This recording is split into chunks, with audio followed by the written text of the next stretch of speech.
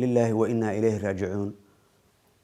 waxaan ummadda Soomaaliyeed qoyskiisa iyo asxaabtiisa uga tacsiideynayaa geeridii ku timid marxuum Cumar Carte Qaalib oo ahaa ra'iisul wasaarihii hore ee Soomaaliya.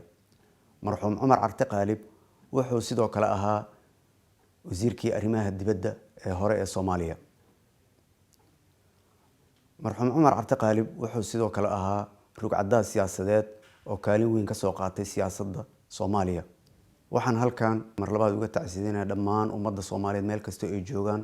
waxaan Ilaahay subxaanahu wa tacaala ugu baryayaa inuu jannatul firdaws siiyo ummadda Soomaaliyeed meel kasta ay joogtana samir iyo iimaan uu ka siiyo.